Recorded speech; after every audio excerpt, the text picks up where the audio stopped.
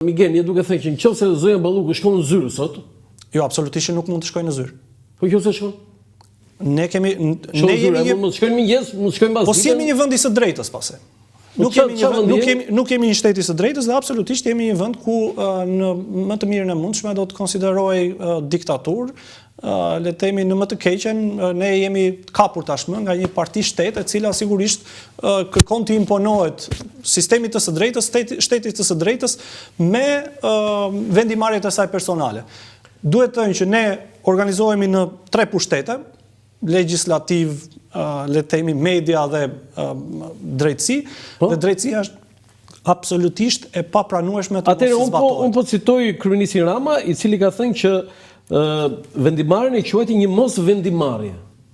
E para njëherë, nuk është një anomali procedurale, por një precedent që cënon drejt për drejt parimin e ndarjes së pushteteve. Dhe thelbi i mesazhit Ramës ka të bëjë me leximin që ai bëri situatës. Pra, ai thotë që është një konflikt tashmë dhe shpika i mekanizmi që lejon ndryrjen e drejtësisë në funksionimin e qeverisë pa vendim gjykate përfundimtar. I nderuar, unë jam në pozicionin e qytetarit, le të them, edhe aksionit të shoqërisë civile dhe le të themi unë do mundohem ta komentoj gjithë ngjarjen nga perspektiva e qytetarit. Dhe një gjë, Miguel, dhe një gjë. Sipas asaj që thotë Rama, nesër ky precedent i hap rrugë dhe mund të pezullohet kushdo, edhe presidenti i Republikës nga një prokuror i vetëm. Po absolutisht. E Rama. Shikoj, unë po e them edhe një herë. Mbase nga perspektiva e Ramës kjo është një dramë e madhe. Po nga perspektiva e një qytetari që të gjitha hallet edhe unë i zgjidh me gjykatën, nuk mendoj që askush në këtë shtet mund të jetë imunizuar nga prokurori dhe gjykatëri. Në këtë kuptim, Rama mund të mendojë që është i pari i vendit dhe nuk duhet që asnjë prokuror dhe asnjë gjyqtar t'i shkojnë në përkëmbë. Nga ana tjetër, unë nuk mendoj që ka asnjë dramë të madhe, në qoftë se presidenti shkel ligjin, mund të pezullohet edhe nga një prokuror i vetëm. Ku qëndron problemi këtu? Unë si qytetar, kur kam një problem, një prokuror i vetëm, do të thonë merrte në pyetje presidentin. Po kjo ka ndodhur kudo. Kam përshtypjen në vende ku ka një lloj përpjekje për shtet ligjor. Kryeministri është duke na i paraqitur si një dramë të madhe që një gjyqtar ose një prokuror mund të shkarkojnë nga detyra një ministër. Nuk ka asnjë problem. Një prokuror dhe një gjyqtar do duhet të shkarkojnë nga detyra qoftë kryeministrin, qoftë ministrin, qoftë edhe presidentin. Jo, një prokuror nuk shkarkon, Miguel. Shiko, një prokuror këtu kemi të bëjmë, po, shiko, vendimarrja e një prokurori nuk vjen në mënyrë të parësyeshme. Dhe prokurori është akuza, le të themi, autoriteti i akuzës së qytetarëve, i popullit. Në këtë kuptim, kur një prokuror i cili është dizenjuar sipas një arkitekture ligjore ta bëj këtë, dhe duhet të thënë që këtë fuqia ka dhënë vetë Rama me antarët e tjerë të parlamentit, pushtetit të drejtësisë. Pra këta zotrinjt u mblodhen për të bërë reformën në drejtësi, ja dizenjuan arkitekturën dhe i dhanë armët gjykatësit, prokurorit për t'i pasur këto kompetenca, tani që armët e prokurorit, le të them edhe të ligjit, drejtohen nga këta individ me pushtet, tashmë ata do duhet të mbrohen. Askush nuk e mbron qytetarin. Mua, sa herë kam një problem, më thonë shkon në shkallë e parë, prit shkallën e parë, shkon në shkallën e dytë e gjykatës, e tretë edhe kështu me radhë. Nga ky rend nuk do duhet të jetë i përjashtuar askush me mbështetje politike. E kuptova. Tani ju lutem regjia foton e gjykatës, do kthehemi sërish te aspekti politik. Po marrim mirë vendim. Ky është trupa gjykuese e gjykatës kushtetuese. Janë 8 veta. Në fakt duhet të ishin 9. Do të ishin 9. Këtu prishet komplet balanca. Shikoni, ka pasur ditë edhe më të këqija të gjykatës kushtetuese, ku ka pasur edhe më pak antar, po edhe ku ka qenë disfunksionale. Pra ka pasur në fillimet e aplikimit të drejtësisë, ne kemi pasur gjykatën kushtetuese pa quorum. Dhe le të themi qeverisja e Ramës ka qenë më problematike atëherë kur nuk kishte gjykatë kushtetuese fare. Pavarësisht vendimarrjes, unë jam për një shtet ligjor, unë nuk jam, le të themi, anarkist. Megjithatë, në aspektin e balancës pushteteve, këta 8 morën një vendim që pritore se nuk ka vetëm qeveri ky vend? Absolutisht që po. Ky ishte një lajm i mirë? Unë mendoj që po, ishte një lajm i mirë. Dhe sigurisht ishte një lloj frymarrje që gjykata kushtetuese, le të themi, la në fuqi vendimin e gjykatës speciale, GKK-s, për të pezulluar. Pra ne kemi një vendimarrje sot. Pavarësisht se nga aspekti dialektik dhe narrativ, ne mundohemi. Ska vendim, se po të ishim 5-4, në rregull. Unë jam dakord me këtë. Kjo është një artific ligjore që do të thotë kryeministrit mund t'i lindë drejta kur gjykata të plotësohet me një antar më shumë. Po, ai ka drejt për ta ridërguar. Po, ka mundësi ta kërkoj prapë. Mundet. Kjo është vetëm hapësirë ligjore që mundet të jepet nga, jo, absolutisht. Por në Venecia, zërat janë që ai mund ta çojë në Venecia. Komisioni i Venecias mund të çojë gjithkush diçka nëse është i legjitimuar, por Komisioni i Venecias jep një këshill, një mendim ndaj institucioneve. Dhe përgjithsisht edhe gjykata kushtetuese kur e ka marrë le të themi Komisionin e Venecias, mbetet në diskrecionin e institucionit ta ekzekutoj ose jo, ta marr apo jo këshillin e Venecias. Në këtë kuptim, Venecia nuk është sërish një garanci. Unë mendoj që përgjithsisht në historinë shqiptare Venecia është përdorur për t'i shtyrë. Nuk është përdorur për të ndërtuar një Venecia. Një ankesë në Komisionin e Venecias është bërë për të fituar kohë. Jo për me të vërtetë përzihet çështë. Tani e kemi përdorur për të justifikuar, jo për të ndërtuar Venecia. Migen Qeraxhi tha që ishte vendim i mirë. Pra, ky institucion, gjykata kushtetuese, sipas te funksionon, e kemi ne një gjykatë me të vërtetë ashtu siç e mendonim si pushtet më vete i ndar që s'pyet fare për legjislativ, pushtetin ekzekutiv, media etj, po këta japin vendim dhe pik. Tani ne mund të komentojmë mbi vendimarrjen e gjithë secilit, sepse 4 kanë qenë këtej, 4 kanë qenë andej. Do t'i marrin tani një nga një. Unë jam nga 4-shtja e SPAK-ut. Pra, për të mbajtur vendimarrjen e GKK-s. Po. Ore ke qenë gjithmonë në SPAK-un apo vetëm për këtë rast? Absolutisht që po. Ke bërë kritika për SPAK-un? Ne nuk kemi bërë ndonjë, unë mendoj që është i vetmi institucion ashtu siç besojnë dhe pjesa më e madhe e shqiptarëve që drejsa qytetare është kështu I love SPAK? Absolutisht që po. Kështu, I love SPAK. Okej. Unë kam përshtypjen që si pjesa më e madhe e shqiptarëve. Si pjesa më e madhe, vati 60% nuk është pak. Institucioni pak. Do t'i marrim një nga një. Ju lutem regjia, për secilin antar të gjykatës kushtetuese, e para, Fiona Papajorgji. Fiona Papajorgji ka votuar të mos pezullohet. Pra, kryetarja, Miguel, t'i marrim një nga një, të mos pezullohet. Është pra te 4-shja, me rezultatin 4-4, të mos pezullohet nga detyra Belinda Balluku. Pra, është pro Ramës. Pro Ramës kundër GKK-s dhe kundër SPAK-ut. Fiona Papajorgji. Një koment? Shiko, unë mendoj që sigurisht ne do duhet të jemi më të plot kur të shohim edhe zbardhin ose le të themi dosjen e plotë. Jo, ne po komentoj vetëm pro kundër, ëh? Pro kundër. Një koment për Fiona Papajorgji? Unë nuk mendoj që është vendimarrja e dur që ajo ka bërë në këtë rast. Ti mendoj që do të pyesë ty? Absolutisht jo, po unë kam mendimin tim për të shprehur se si do duhet ishte vendimarrja. Në gjykat ka 2 palë. Po. Ka një palë që fiton, ka një palë që humb. Sigurisht unë jam me palën që në këtë rast ka fituar. Për fat të keq, kryetarja nuk është me palën që ka fituar në këtë rast. Se kryetarja është pro-kryeministrit. Dhe unë mendoj që kjo nuk e fuqizon sistemin e drejtësisë. Mendoj që nëse gjykata do të ishte më unanim në vendimarrjen e kësaj çështje, do i jepte një dimension të re dhe gjykatës kushtetuese. Dhe mendoj që kryetarja do duhet të ishte në këtë varg. E dyta, Marsita Xhafellari, kundër Ramës. Dhe pro GKK-s, pro SPAK-ut. Sigurisht që mendoj që ka bërë vendimarrjen e dur, ne kemi parë... Mund të ngrihet pak më lart, ju lutem regjia? Duhet të thënë që kompozimi i gjykatës kushtetuese janë 3 antarë që vinë nga presidenti, që i zgjedh presidenti, janë 3 antarë që i zgjedh kuvendi, janë 3 antarë që i zgjedh gjykata e lartë. Duhet të kuptojmë që në mënyrën se si është dizenjuar arkitektura e gjykatës kushtetuese, përgjithsisht institucionet nuk mundet të bëhen pengesë për zgjedhjen e antarëve, por ka një këshill të emërimeve në drejtësi, që është KED-ja, e cila hap aplikimin për çdo kërkesë, i rankon ata sipas performancës së tyre dhe kritereve që ata kanë, dhe votohen.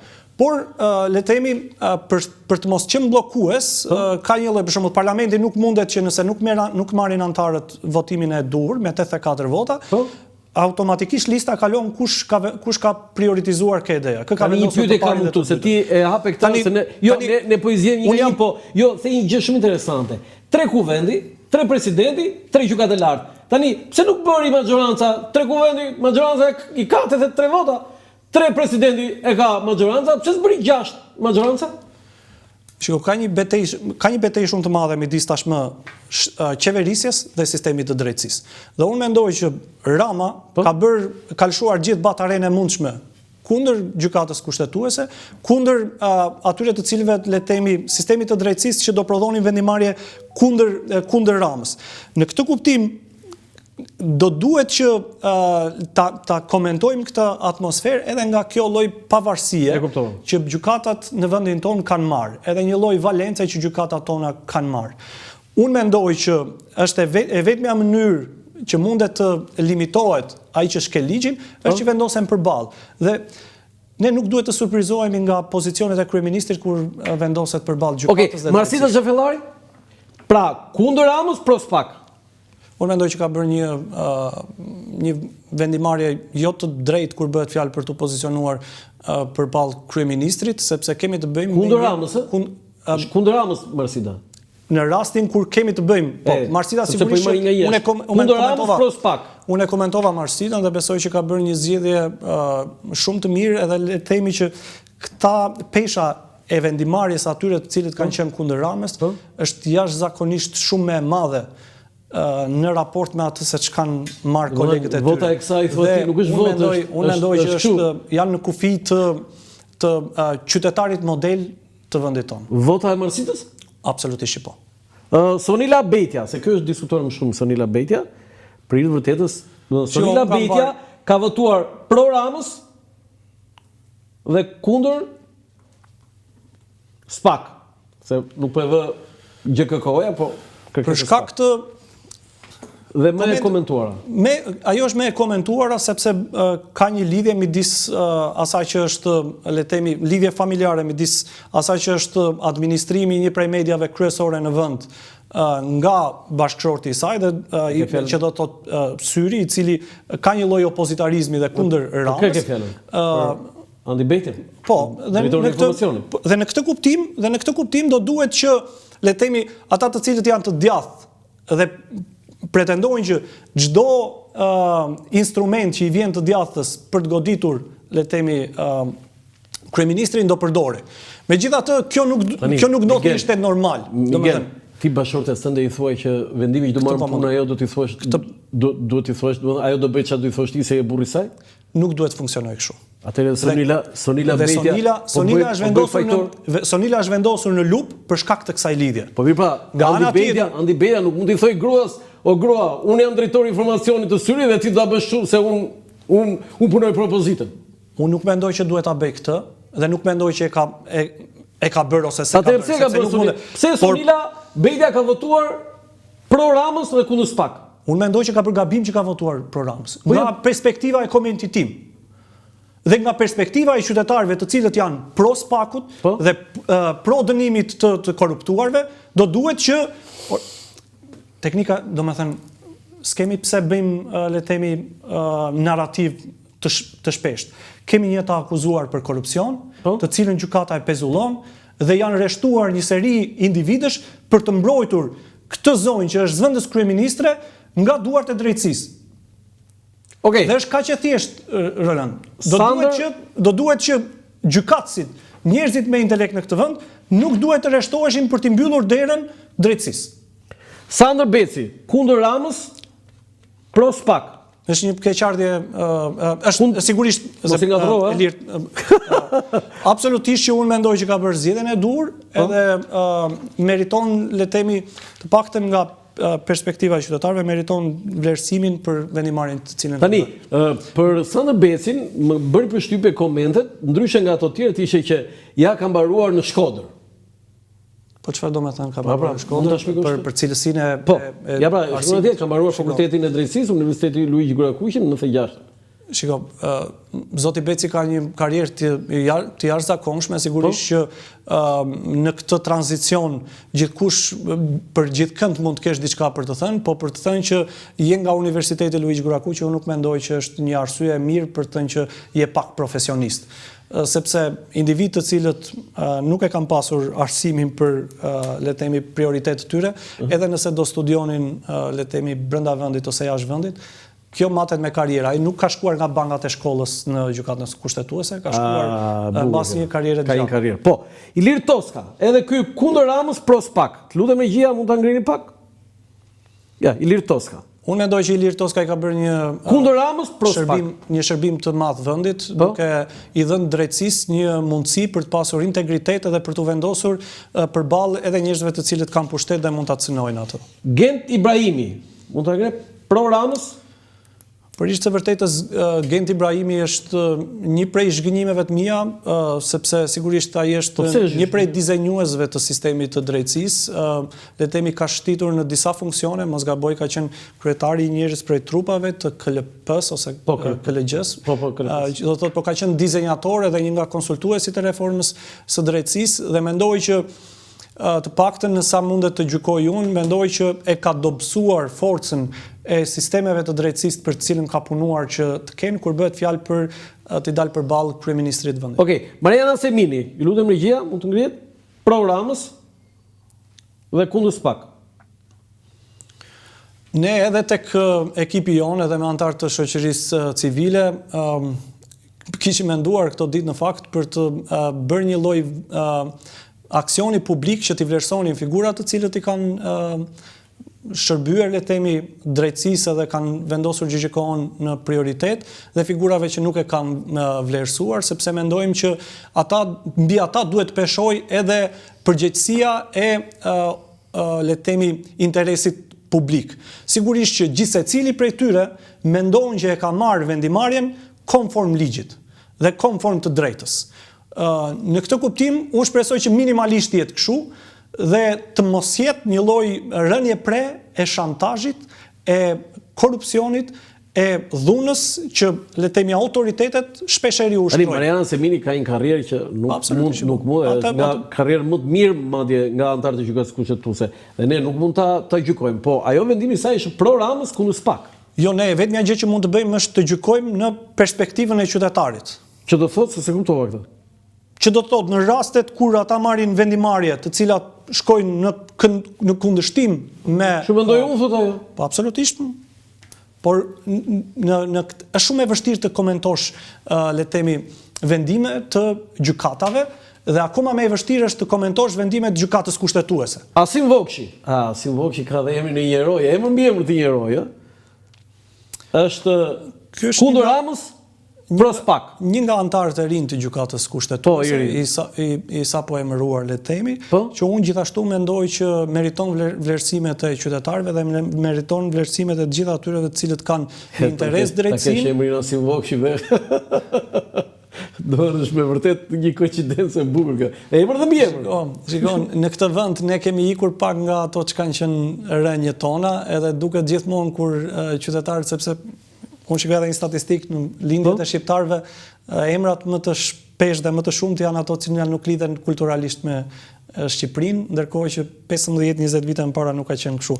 Duket sikur shqiptarët dizenjojnë për të ikur jashtë.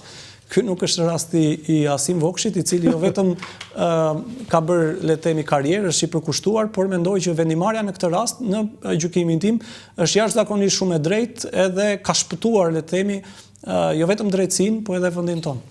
Tani, nëse nuk mund të gjykosh, po nëse njëri nga këta do kishte votuar ndryshe, peshorja do kishte arnuar nga njëra nga anë. Nëse njëri nga ata të cilët nuk ka votuar pro Ramës do votonte pro Ramës, sigurisht që Rama do ishte shumë i fortë sot dhe i armatosur me gjithçka për t'i dalë SPAK-ut përballë, por edhe për të le të themi për të shmangur vendimarrjen që duhet marrë parlamenti me kërkesën e re të SPAK-ut për heqjen e imunitetit të... Tani, 4 veta, 4 gjykatës kushtetuese i bëre herojnë tek qytetarëve ti. Kështu the, Unë mendoj që po. Herojnë tek qytetarëve. Absolutisht që po. Tani, këta 4 që kanë votuar pro Ramës, Mariana Semini, Gent Ibrahimi, Sonila Bejta, Fiona Papajorqi, nga kush je zgënjur ti?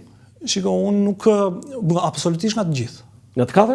Po jo, nga një që më shumë, them. Absolutisht që po. Nga kës prisje ti? Unë nuk dua të bie, unë nuk e preferoj këtë, duket sikur çoj gjuhë urrëtie më shumë te dikush dhe tek jo. Sigurisht që Ani a jete qendresa e qytetarit apo a jete qendresa Shiko, absolutisht që po. Te qendresa fshatare. Po në këtë rast ata kanë marrë, po dhe qendresa fshatare do duhet të ishte e respektuar njësoj, kam përshtypjen,